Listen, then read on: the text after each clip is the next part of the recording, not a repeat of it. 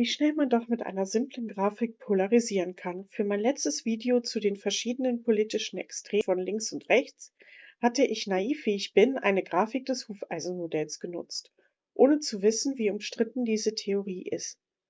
Bedenkt man, dass die Bezeichnungen rechts und links sowieso nur darauf zurückzuführen sind, dass die entsprechenden Vertreter der beiden politischen Strömungen in der Nationalversammlung eben rechts oder links saßen. Kleiner Fun-Fact am Rande: Während der Französischen Revolution stand la Gauche, also die Linke, für die radikalen Demokraten, die einen Regime Change wollten, und la Droite, die Rechte, für konservative Kräfte im Klerus und Adel, die die bestehende Ordnung bewahren wollten. Hier erst einmal eine ziemlich gute Zusammenfassung der Standpunkte von dem Kanal Die da oben. Falls ihr den YouTube-Kanal noch nicht kennt, solltet ihr da mal vorbeischauen. Die schaffen es wirklich ziemlich gut, komplexe politische Inhalte runterzubrechen und für alle verständlich aufzuarbeiten. Kann man das überhaupt so einfach sagen? Ist beides wirklich genau gleich schlimm? Dazu gibt es in der Politikwissenschaft eine Theorie, die genau den Vergleich macht, die sogenannte Hufeisentheorie. Und die funktioniert so: Das Hufeisen steht für die Breite des politischen Meinungsspektrums. An den Enden stehen die Extreme rechts und links, und diese sind sich dort auch näher als der politischen Mitte. Die politische Mitte ist hier oben in der Kurve und damit von beiden Extremen gleich weit entfernt. Also man checkt auf jeden Fall ganz gut, was mit der Theorie gemeint ist. Besonders beliebt ist die übrigens im Umfeld der CDU. Die CDU hat auf dem Parteitag 2018 auch ganz offiziell beschlossen, keine Zusammenarbeit mit AfD oder Linken. Und das lässt sich super mit dem Hufeisen kombinieren. Entscheidend ist aber, ob die Theorie auch die Realität beschreibt, und daran gibt es mittlerweile große Zweifel. KritikerInnen der Hufeisentheorie sind sich einig, die Unterschiede zwischen Rechts- und Linksextremismus sind viel größer als ihre Gemeinsamkeiten. Und die Theorie beschreibt auch nicht die politische Realität in Deutschland. Der Politikwissenschaftler Hajo Funke erklärt das am Beispiel Thüringen. Da ist die Linke die größte Fraktion im Landtag und die AfD die zweitgrößte. Auf der einen Seite steht in Thüringen aber mit Björn Höcke ein Rechtsextremist mit völkischen Ideen an der Spitze der AfD. Und auf der anderen Seite mit Bodo Ramelow kein Kommunist, sondern höchstens ein sozialliberaler Linker. Aber es gibt noch immer BefürworterInnen der Hufeisentheorie.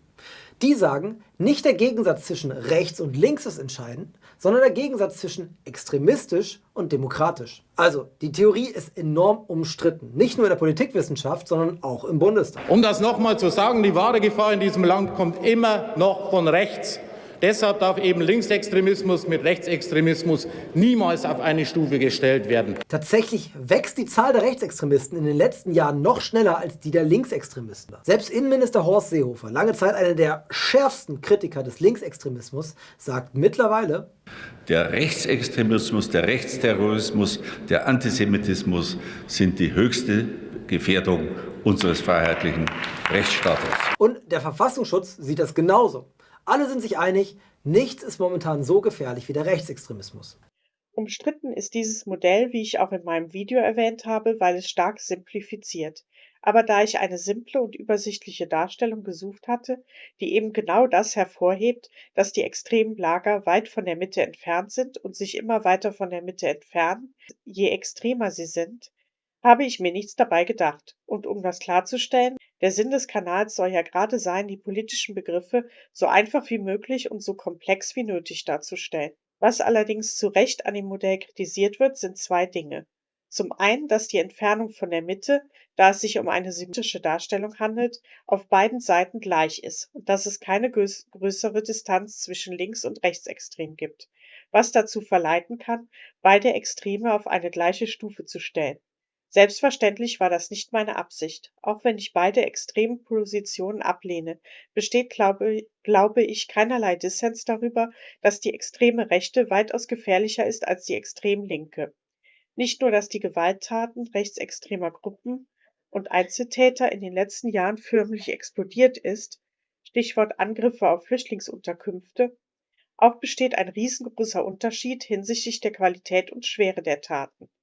Während es im linksextremen Umfeld hauptsächlich um das Zerstören von Plakaten und Eigentum geht, schlimm genug, wenn man selbst betroffen ist, weil das Auto angezündet wurde, etc., begehen die Rechten mit Vorliebe Taten wie Körperverletzung bis hin zum politischen Mord. Stichwort NSU und der Mord an Walter Lübcke.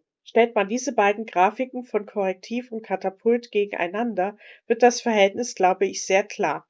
Zwischen 1990 und 2024 gab es in ganz Deutschland 4 Morde aus linksextremen Motiven, aber über 200 Mordtaten aus dem rechtsextremen Lager.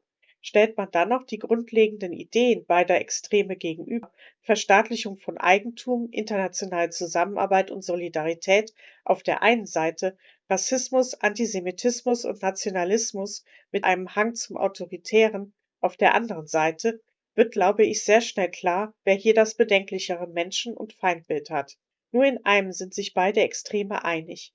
Sie lehnen die bestehende Ordnung ab und wollen die Demokratie durch ein anderes, ihrer Meinung nach besseres System ersetzen. Der Hauptgrund für mich, warum ich beide Ideologien ablehne. Denn für mich gibt es kein besseres System als die Demokratie. Man kann sicherlich darüber streiten, ob die Ausformung als parlamentarische Demokratie einer Reform bedarf.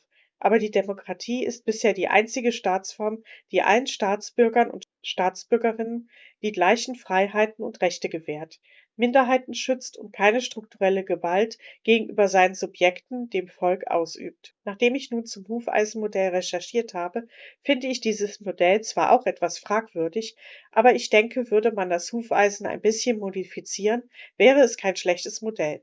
Es zeigt ganz klar, dass sich die beiden Ränder immer stärker von der Mitte entfernen, wobei natürlich außer Acht bleibt, was die Mitte eigentlich ist. Und es betont die Unvereinbarkeit der beiden extremen Richtungen, da sie sehr weit auseinander liegen. Klar, den Kritikern und Kritikerinnen dieser Theorie nicht weit genug.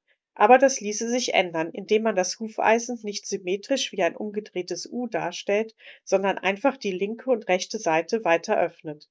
So würde klarer, dass sich die Rechten weitaus stärker von der Mitte und demokratischen Grundordnung entfernen als die radikale Linke. Und noch ein Nachtrag für all jene, die Sympathien für links haben. Es mag zwar heute so sein, dass die meisten Linken keinen staatlichen Umsturz mehr planen und das bestehende System eher reformieren wollen, aber das sollte nicht den Blick dafür verstellen, dass es durchaus radikalere Ideen auch im linksextremen Spektrum gibt. Gerade in historischer Perspektive stehen sich Stalinismus, Maoismus etc. und Faschismus in nichts nach, was menschenverachtende Systeme und die Ausübung von Gewalt gegen ihre Gegnerinnen und Gegner angeht. Wenn ich eines mit dem Video gelernt habe, dann, dass man es keinem recht machen kann. Ich hatte den Linksextremismus integriert, damit nicht direkt von rechts der Vorwurf kommt, dass die Rechtsextremen in eine Ecke gestellt werden und ich kein Wort über die extreme Linke verliere. Und welcher Vorwurf kommt prompt von links, dass ich angeblich beide Positionen auf eine Stufe stelle? Bleibt festzuhalten, beide Extreme stellen weiterhin eine Gefahr für die Demokratie dar und waren in der Weimarer Republik mit ihren Umsturzversuchen und den radikalen Ideen der Faschisten, Leninisten und Trotzkisten ähnlich gewaltbereit. Was aber für heute gilt, im linken Spektrum gibt es eine größere Vielfalt und weitaus mehr Schattierungen als im rechten Milieu, das weitaus schneller in aggressive und demokratiefeindliche Tendenzen wie den Neonazismus und Neofaschismus abdriftet, als dies bei den radikalen Linken der Fall ist. Vielleicht ein Erbe des verlorenen Kalten Krieges oder einfach der Komplexität linker Ideologien geschuldet. Denn Marxismus und seine verschiedenen Ausprägungen sind weitaus komplizierter als Rassismus und Antisemitismus der Rechten, bei denen es im Grunde immer nur um Hass und Bekämpfung des politischen Feindes geht und eine tiefe Verachtung und Ablehnung gegenüber dem Schutz von Minderheiten. Ich hoffe, jetzt ist etwas klarer geworden, dass beide extremen Positionen weder in ihrer Gewaltausübung noch in ihrer Ideologie vergleichbar sind oder auf einer Stufe stehen. Zum Schluss noch ein Hinweis in eigener Sache an die wenigen, die meine Videos auf diesem Kanal konsumieren. Bitte schaut euch die Videos bis zum Schluss an. Ich versuche wirklich möglichst ausbalanciert und in der Kürze der Zeit differenziert über diese schwierigen und komplexen Themen zu sprechen, was schon schwierig genug ist. Aber wenn dann die wichtigsten Aussagen, die vielleicht erst in der Mitte oder am Schluss des Videos angesprochen werden, gar nicht erst gehört werden, ist das doch sehr schade. Natürlich bin ich offen für Diskussionen und Anregungen und freue mich auf eure Kritik und Kommentare. Nur so können die Videos besser werden und es kann eine politische Diskussion zustande kommen. Also danke für euer Feedback.